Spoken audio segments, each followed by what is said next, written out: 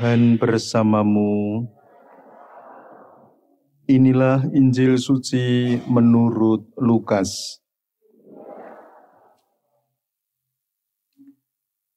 Ketika Yesus datang ke Nazaret, Ia berkata kepada umat di rumah ibadat, "Aku berkata kepadamu, sesungguhnya tidak ada nabi yang dihargai di tempat asalnya.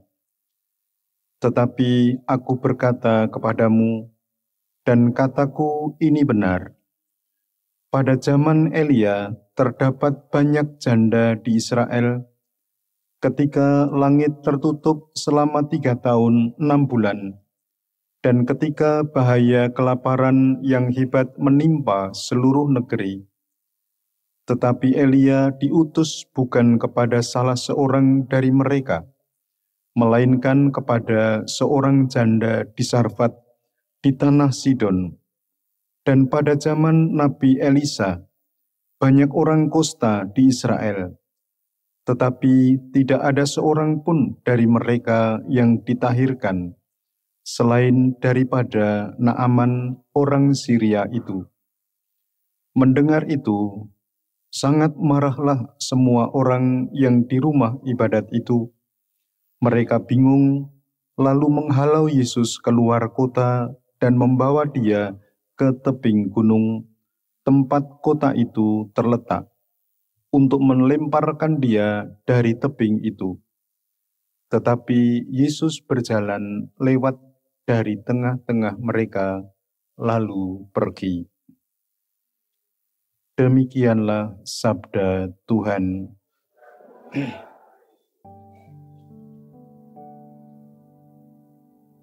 Para saudara yang terkasih di dalam nama Tuhan, untuk memahami apa yang kita dengarkan di dalam kutipan bacaan Injil, kita mesti harus mengingat pewartaan yang ditulis oleh Lukas pada bab-bab sebelumnya.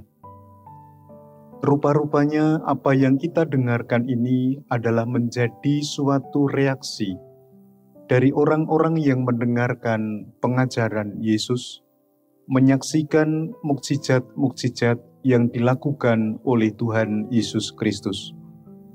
Dan orang-orang itu adalah mereka yang tidak senang dengan segala apa yang dikerjakan oleh Yesus.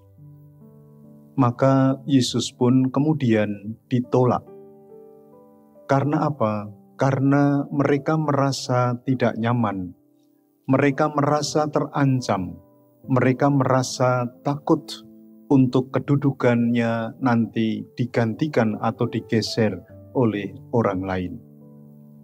Para saudara yang terkasih, apa yang diwartakan oleh Tuhan Yesus di dalam perikop ini kiranya jelas, bahwa rahmat keselamatan itu ditujukan kepada siapapun juga tanpa pilih-pilih.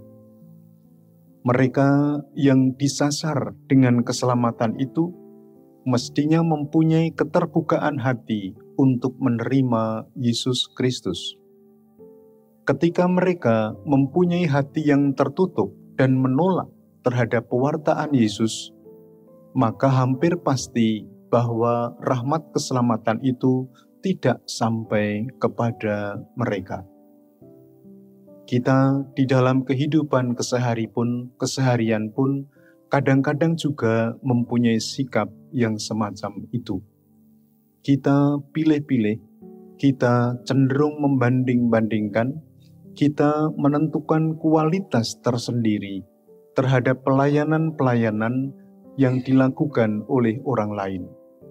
Kecenderungan kita adalah untuk menerima yang menurut saya baik, untuk menerima yang menurut saya menguntungkan, untuk menerima yang menurut saya bisa jauh lebih berguna daripada yang lain-lain. Maka marilah kita bersama-sama mohon berkat dari Tuhan, agar kita dimampukan untuk menerima siapapun juga, dan juga untuk melayani siapapun juga, dengan latar belakang yang ada di dalam diri mereka, yang khas mereka, yang barangkali tidak menyenangkan bagi kita. Rahmat itu yang kita mohon bersama-sama di dalam perayaan ini. Kemuliaan kepada Bapa dan Putra dan Roh Kudus,